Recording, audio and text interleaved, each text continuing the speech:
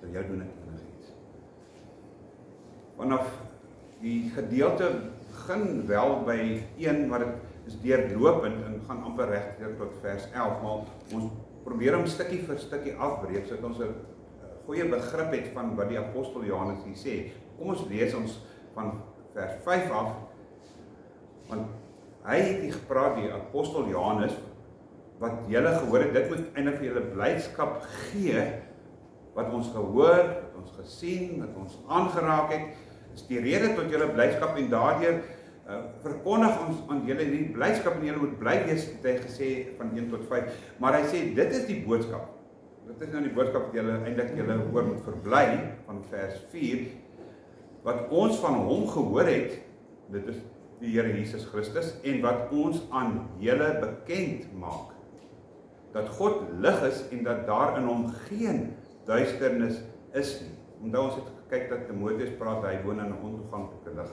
En hom is daar geen duisternis nie, in Grieks, die dubbelgrieks, daar is hoegenaamd geen duisternis in hom nie. As ons sê dat ons aan hom verbonde is, of as ons met hom gemeenskap het, en tog in die duisternis leef, lieg ons en doen nie die waarheid nie.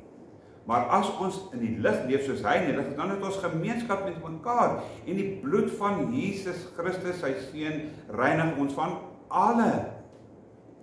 Party vertaling sê elke, ander sê alle. Dit is in Grieks alle, elke soort sonde. As ons sê dat ons nie gesondig het nie, dan mislei ons onsself, ons bedrieg onsself, soos die gnostici. En die waarheid is nie in ons nie.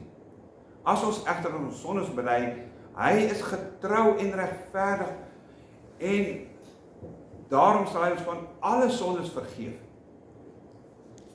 En dan amper 'n dubbel parallelisme.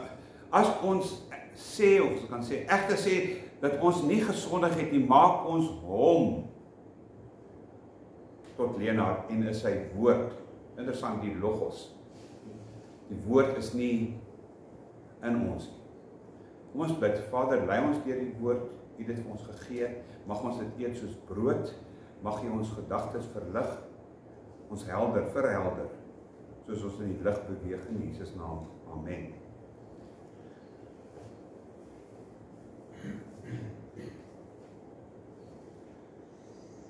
Kan nie altyd die Bybel een platform oopmaak nie.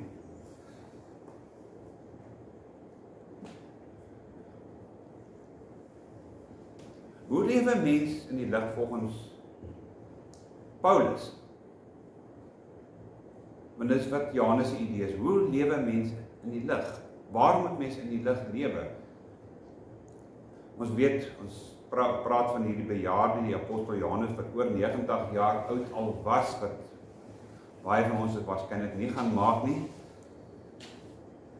In hierdie algemene omsendbrief wat uit Efese skryf hy aan baie gemeentes. Hy begin dit in Efese, waarskynlik word versprei in Efese, en dit word weier en weier kring uit, net soos tipies die apostel Johannes, het jy al agtergekom, sy temas is soos 'n spiraal, dit gaan net weier en weier. Hy gebruik een tema, dan brei hy uit, hy maak dit weier en weier, so mense 'n goeie begrip kan hê wat hy besig is om te sê. Hierdie vaderfiguur wat 'n goeie herder was, enig in sy tyd, uniek in sy tyd, want hy het nog 'n lewe na 90, waarskynlik hy is in 96 ontslaap.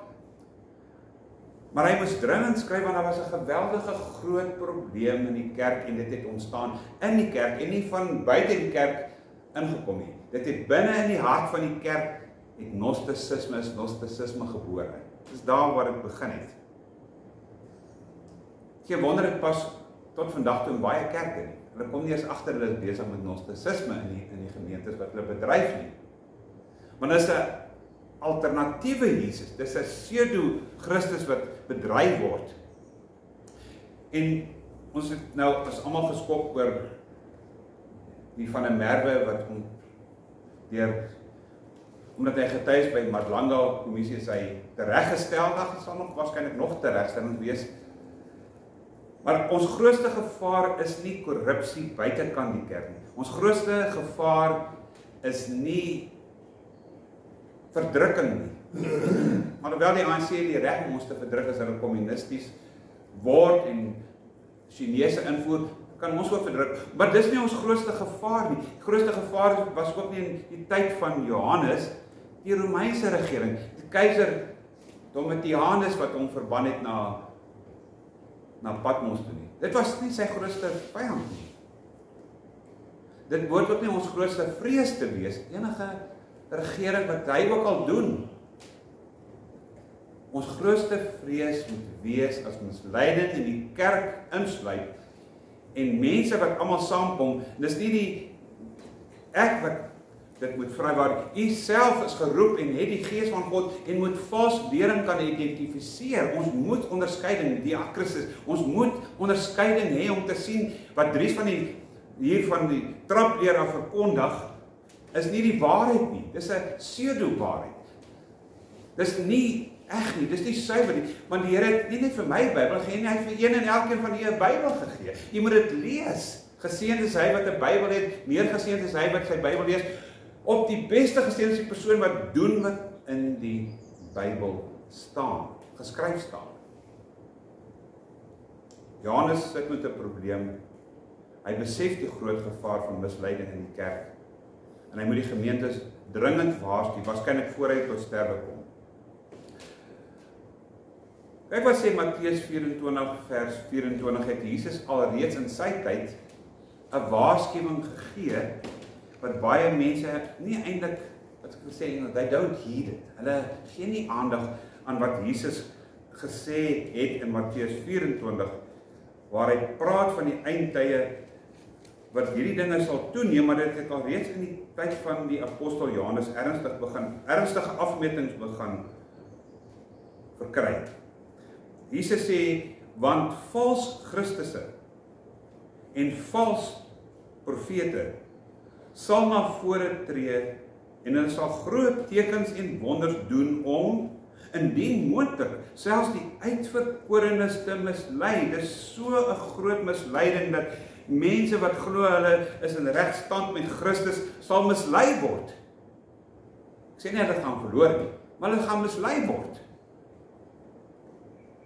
Alreeds in tyd van Johannes waar hy skryf, broers, vader Johannes kan ons eintlik oupa Johannes wat ons noem wat mooi praat.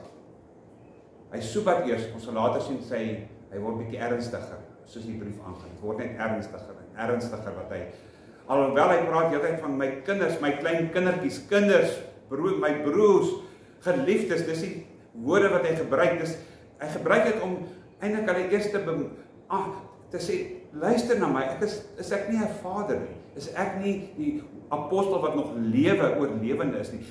Julle is my kinders, julle moet na my luister, my kindertjies, en alhoewel julle mekaar moet lief hê, moet julle oppas vir vasleer, want in die boek van Johannes is verweef 2 hooftemas. Liefde is daar om 46 keer voor, en waarheid. Wat hand aan hand moet loop binne enige gemeente. En ons het al gesê, die valsleraar, die ketter Serinthus, het ingesluit by die kerk en hy het 'n tipe van gnostisisme wat oorgegaan het na docetisme toe verkondig dat Jesus is nie die enigste vleeswording van God wat ons gesê het in 1 Timoteus. Hy is nie die enigste vleeswording van God. En daar's ander ook. Daar's ander Christusse. Wat eintlik vriendelik is, hierdie gnostisisme is vriendelik met die Griekse pantheon van gode. Dis maklik om net te ken Hindoeïsme en sê daar's soveel gode in Hindoeïsme is wat daar mense is in die wêreld. So jy sit Jesus net as een van hulle by. Hy is net nog 'n God. Nie Brahma, Vishnu en al. Jesus is een van, hy is gelyk aan Brahma en Vishnu en Hare Krishna, is Mohammed, almal is gelyk aan Jesus. Dis 'n moontlikheid dat Jesus maar net een van hulle is en dat agter hom staan. Maar veral wat Johannes ontstel het van Serinthus, nie dat hy sê Jesus het God geword by sy doop en die Heilige Gees het hom verlaat by sy sterwe en daarom is hy maar net 'n gewone mens nie, maar hy het ontken dat Jesus in die vlees gekom het en dit is Johannes se dryf in die boek. Hy wat sê dat Jesus nie in die vlees gekom het nie, is die antichrist. Is leuenagtig. Want albei die leringe, hulle sê hy het nie vlees geword nie, of hy was nie God nie, albei van hulle is dieselfde, is teenoor mekaar, maar is presies dieselfde valse lering.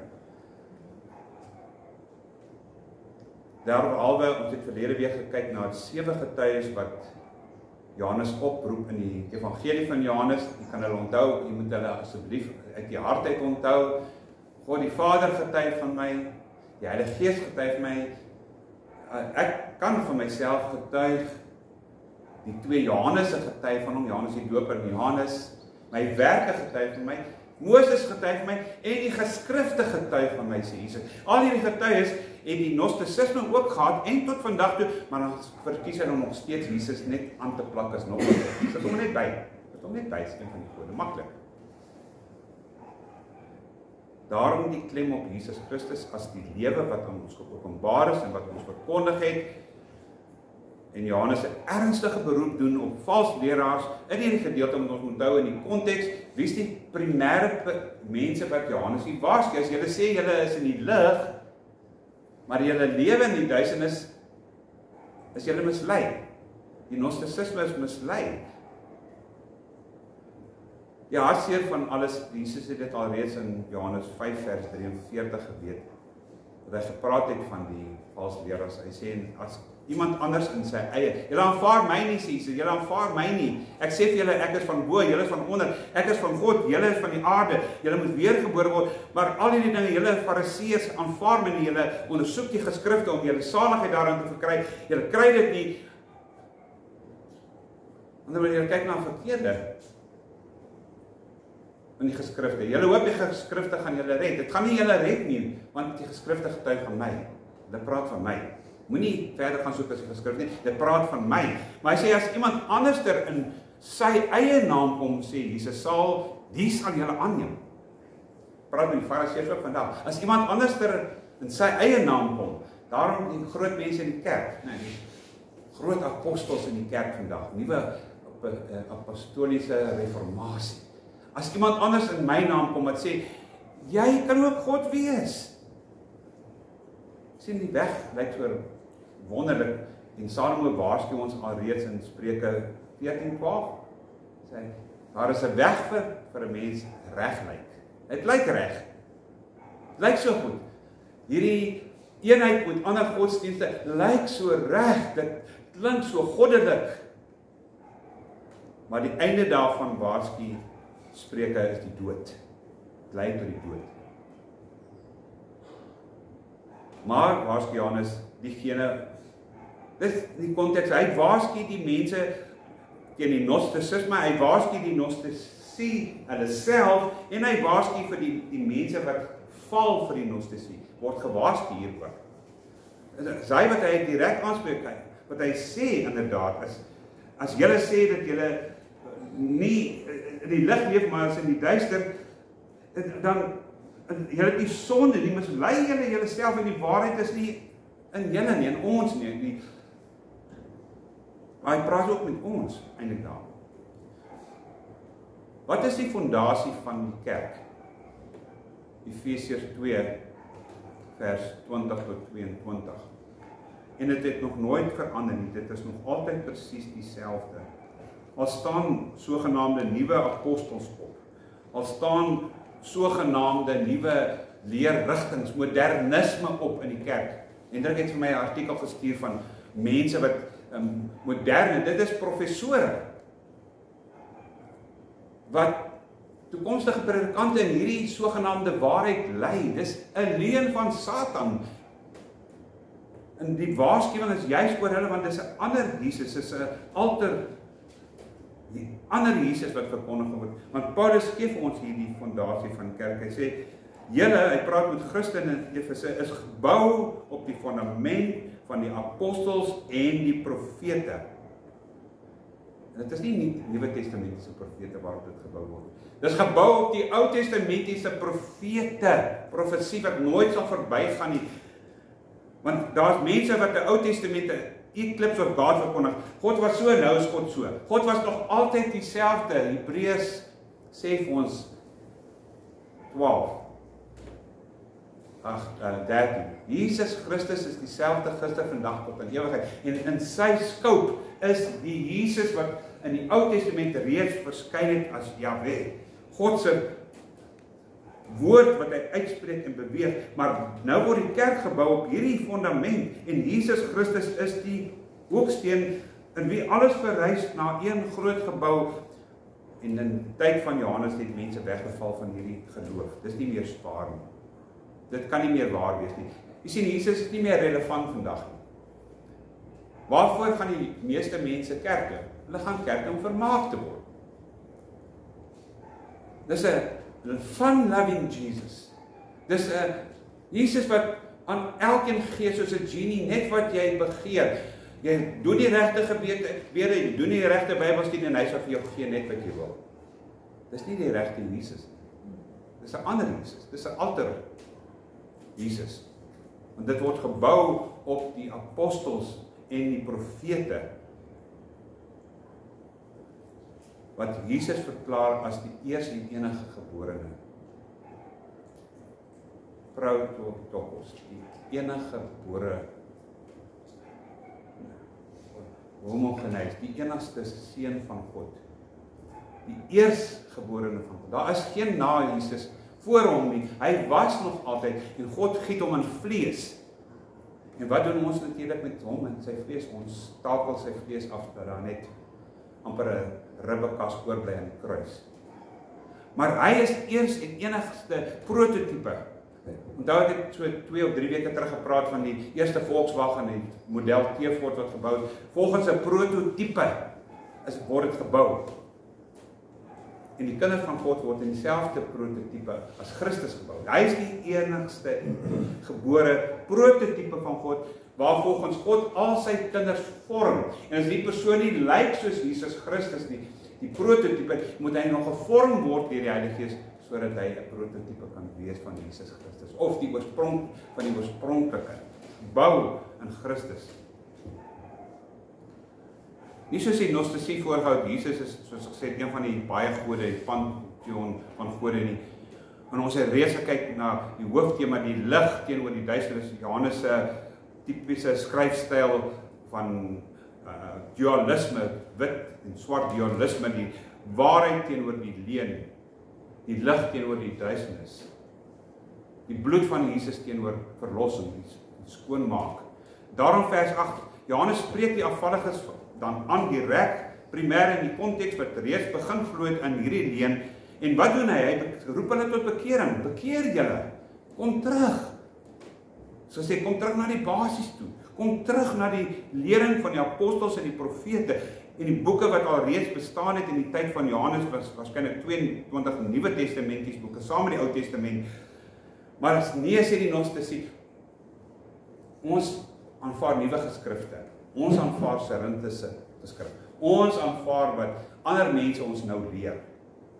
As enige iemand u leer iets anders as wat in die skrifte staan, moet dit nie glo nie. Moet dit nie aanvaar nie. Moenie dit verkondig nie. Vra altyd vir 'n persoon, waar kry jy dit in die Bybel? Wat jy nou hier sê, 'n geestelike stelling maak aangaande God, waar kry jy dit? Vriend, van waar af kry jy nou hierdie nuwe kennis soos in die tyd van Gnosticisme, hierdie geheime secretive knowledge, enlightenment, 'n nuwe verligting. Jy hoor dit baie in godsdienste. Dis 'n verligting. Dis 'n nuwe lering wat begin in die kerke.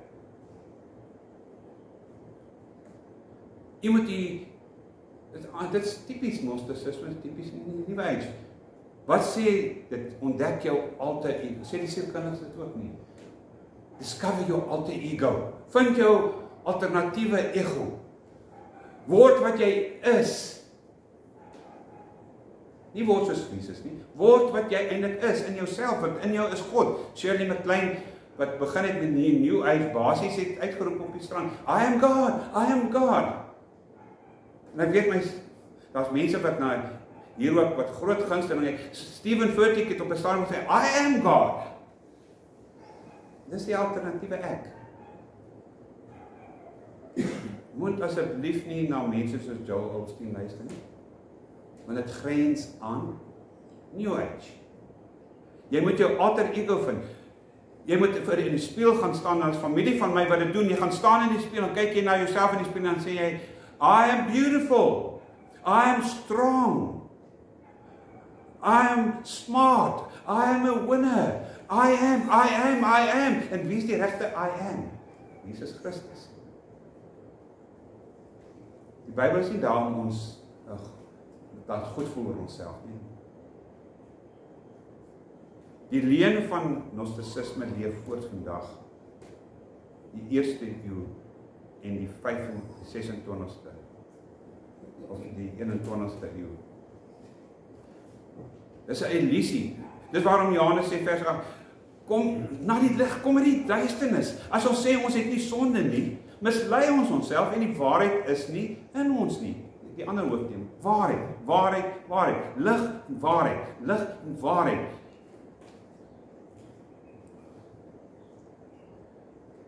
Want vers 7 het dit duidelik gestel dat as ons in Christus se lig lewe, sal die bloed van Jesus Christus ons reinig van alle, die woord pas, van alle elke denkbare sonde sal die bloed van Jesus Christus ons was, as ons na die lig toe kom. Want jy sien die Gnostici het voorgegee, hulle is in die lig, maar hulle het 'n alternatiewe lig.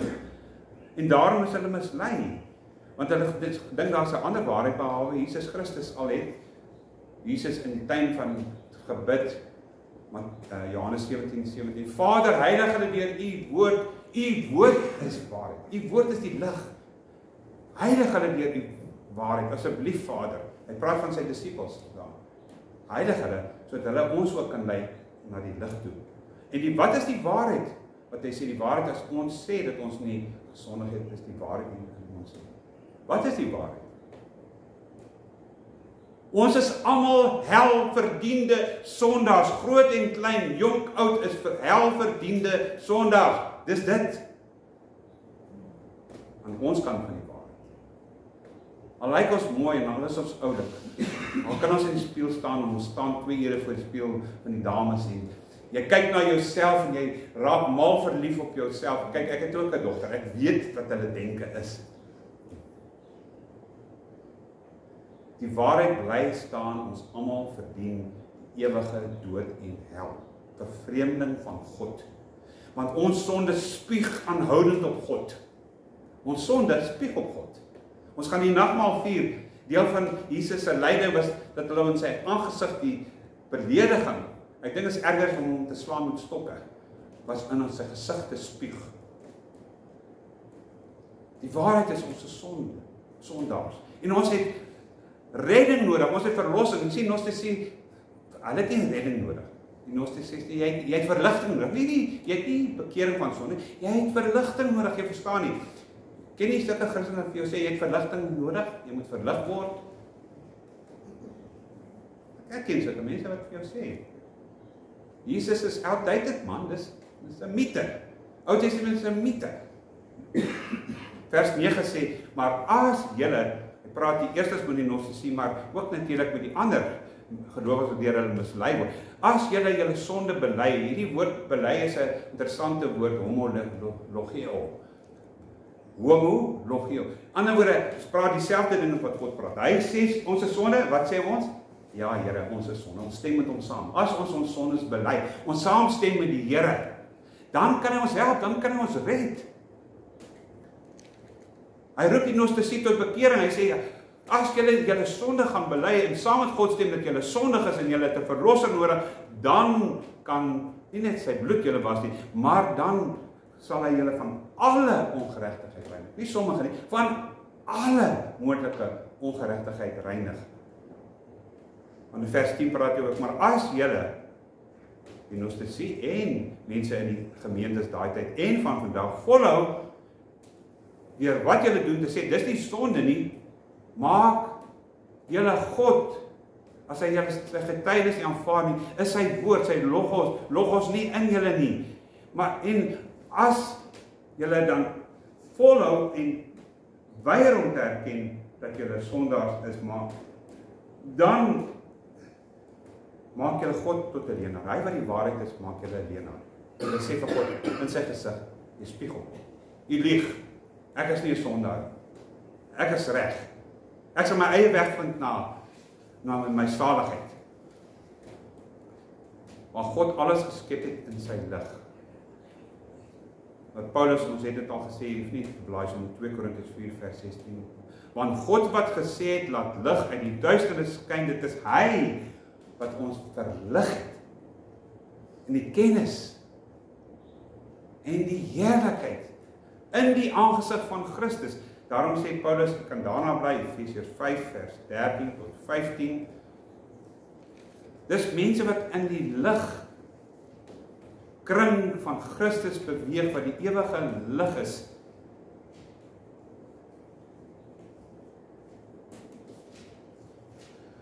Paulus roep hierso mense tot redding. Hy sê, maar al die dinge wat deur die lig bestraf word openbaar, want alles wat openbaar word is lig. Daarom sê hy, ontwaak jy wat slaap, en staan op uit die dode, en Christus sal oor jou skyn, permanent oor jou skyn. Jy sal in sy lig permanent wandel. Sy lig sal jou verhelder. Het jy al gesien, gister weer gesien, ons het 'n vlieg in die kamer, en Lydia maak die badkamer, sit die badkamer lig aan in die duister, waarna toe vlieg die vlieg? Na die lig. Hier wat met, jy weet van hier ook moet kerse groot word, ons het ook, Chris, almal moet kerse groot word. Wat doen 'n kers se lig? Hy trek insekte, hy trek motte, hy trek allerhande insekte. Maar nou, met 'n kers is die probleem, maar jy het ook groot geword en daarvan kerse. As jy 'n kers aansteek in die duister, trek hy insekte na daardie ligkring. En dan kan net 2 gevolge wees vir 'n insek wat na 'n ligkring getrek word. Wat is dit? Hy vlieg in die vlamme en hy word verbrand. Alternatief vind hy 'n weg op 'n ander manier om hom ontsnap. 2 aksies wat lig, alle mense, glo my, is ligsensitief. Ons is so gebore, dis hoekom ons sondig. Ons is ligsensitief, ons harte van die lig af weg. Begin my die voorbeeld wat ek jare terug gehoor het van, hulle sê 'n man storm 'n huis binne. Hy skop amper die deur oop. Skop die kamerdeur oop. En hy gryp 'n 5-jarige dogtertjie, gryp haar met geweld. En hy hardloop na sy kar en hy jaag weg met haar. Dink soos 'n ontvoerder, pedofiel. En dan kom hy by 'n groot gebou en hy vat hierdie selfde 5-jarige dogtertjie en hy druk haar in 'n ander man se arms. En wat doen hierdie man? Hy gebruik 'n skalpel wat skerp is en hy sny in haar. Wat 'n wrede verhaal. Die verhaal is 'n pa is ontstel, sy kind is koorsig. Hy's gehoor die ma bel, ons dogter is naby die dood. Hy storm nie, hy skop die deur op, gryp haar. Ja, dis die aksie wat jy moet doen met 'n dogtertjie wat so blinde darm miskien gaan bars. Gee haar vir 'n dokter se hand, die dokter se hand sodat hy haar kan sny. Dis 'n noodoperasie. God moet ons ook 'n noodoperasie gee. Die vlam van God se lig is gevaarlik, want God moet ons klinies, chirurgies skoon maak van sonde. Dis wat die lig doen. Die lig maak skoon, of hy maak dood. Een van 2 dinge. En ons gaan weer na die Gnostici, het hulle bekeerlinge geleer, jy sondig nie, daar's nie, weet jy dat baie van die Oosterse godsdienste leer nie, jy kan nie sondig nie, want dit kom van Gnostisisme af, wat sê, jy kan nie sondig nie, dis jou vlees wat sondig, maar jy self, jou siel of jou gees bly suiwer, dit kan nie sondig nie, dit kan nie verlore gaan nie, daarom gaan ons 'n reïnkarnasie in, na die volgende, as ons dit die regte karma en die dharma doen, maar God, die wat in God se lig beweeg, moet verwag dat God ons klinies, chirurgies sal skoonmaak. Want dit gaan oor sy heerlikheid. Ons moet hom verteenwoordig, nie onsself nie.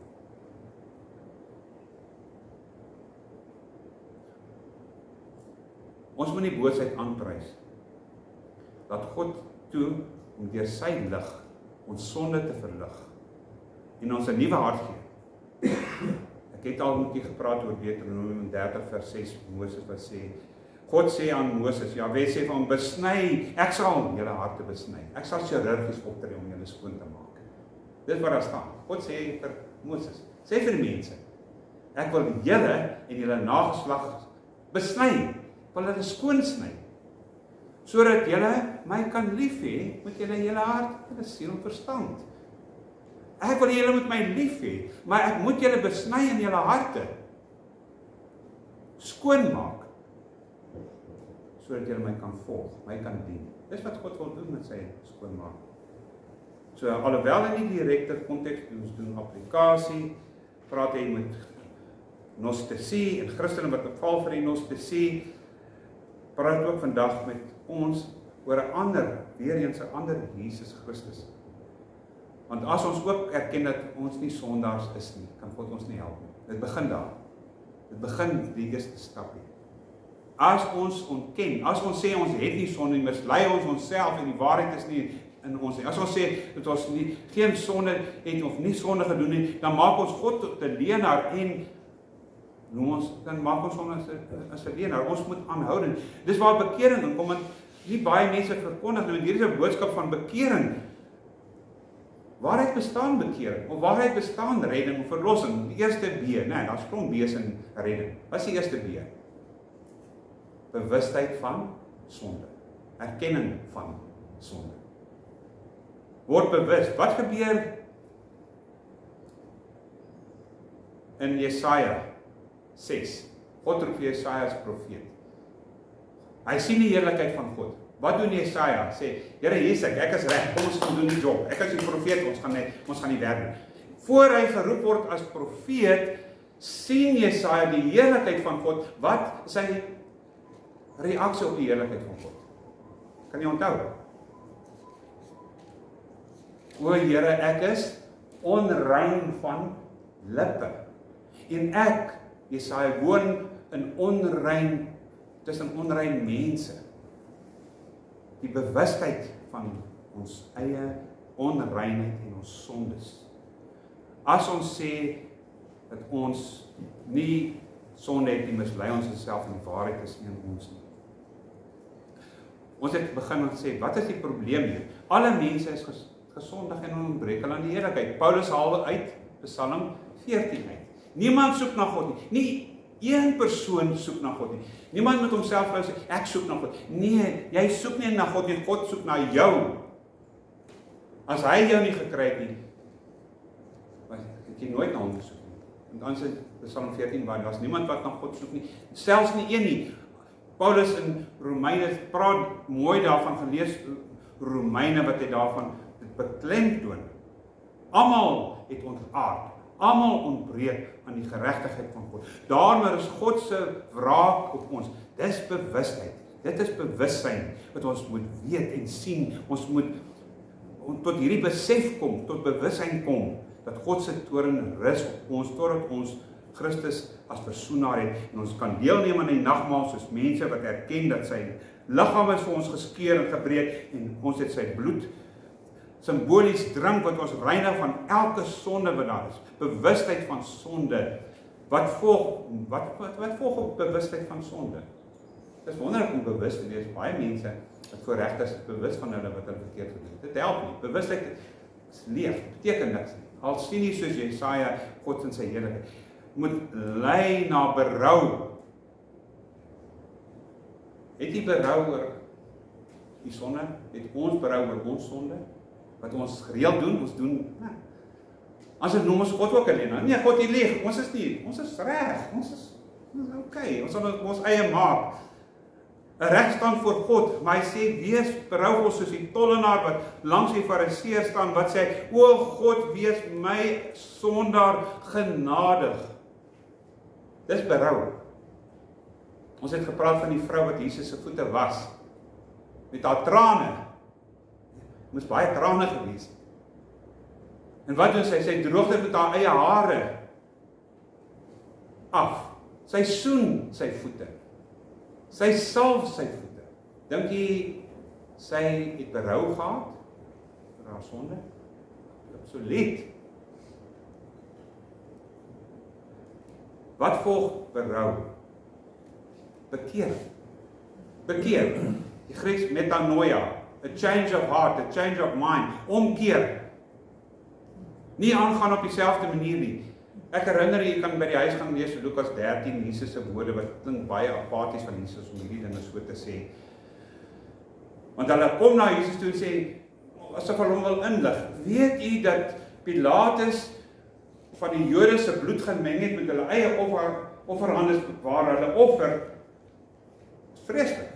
En ek persoonlik glo Pilatus was eintlik baie bang vir die keiser gewees. Hy sou nie so iets doen as daardie nie miskien misdadigers wat hy agtervolg het tot binne in die tempel en hulle doodgemaak het nie.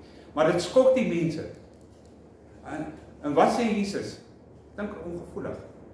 Ek sê vir julle, tensy julle nie bekeer nie, sal julle op dieselfde manier omkom. Dit is 'n waarskuwing van Jesus. Maar dit is 'n skok-effek vir mense om tot bekering te kom. Dan vertel hulle van die toring van Siloam wat omgeval het, wat gebou het, en dit boop 18 mense doodgeval. Dan sê Jesus vir die tweede keer, ek sê vir julle, herhaling, tensy, unless you repent, you will likewise perish. Alle mense gesonde en moet tot bekering kom. 'n ander uitkyk, bewustheid van sonde, berou oor sonde, lewe in die lig, kom na die lig, erken, bely, homologia, erken saam met God, ons is sondaars, Here, ons het die redding nodig elke dag, anders lieg ons vir onsself en is die waarheid nie in ons nie. Ons sonde teenoor 'n perfekte skepper wat ons geskape het en aan ons redder gestuur het. Ons moet anders te lyk. Ek hou van Paul Washer se idee van bekering. Hy sê, jy loop oor 'n pad of jy verander jou kar se wiel langs die pad in 'n groot, hy sê 'n log truck, groot trok, ons gaan hier sê steenkooltrok, ry jou langs die pad dat jy amper in 3 sale moet gaan lê. Dan kom jy by die kerk en jy lyk normaal en jy by die kerk sê, hoekom is jy laat? Jy weet, ek is getref deur 'n trok. Sê hy, regtig? Is dit hoe jy lyk as jy deur 'n trok getref is? Dit hoe ons lyk, ons sê God, die lewende God uit die hemel, die onverteerbare vuur, as ons met hom kontak gehad het, lyk ons met ons dieselfde lyk, dis nie bekering. Dis 'n vinnige versie wat ons afransel om te sê ons is bekeer. Die laaste begeer om sy wil te doen. Begeer om op te hou sondig te wees, nee. Want as ons aangaan met die sonde, doen ons hom ook 'n leenaar. Ons gaan maar net aan soos ons was. Dis voor bekering, na bekering, kan jy die verskil sê, nee, dit is dieselfde. Hy doen presies dieselfde sonde, hy is nou bekeer, kan nie wees nie. Kan nie wees nie. Hy is nog net deur God getref nie. Ek sluit af, baie mense is lief om dit. Jy al hoor mense sê, ek pleit die bloed van Jesus Christus vir my kar. Ek pleit, nee, jy kan dit nie oor jou kar pleit nie. Dit word 'n home detergent gebruik van Jesus. Sy bloed is heilig. Sy bloed word geestelik geappliseer as ons tot redding kom.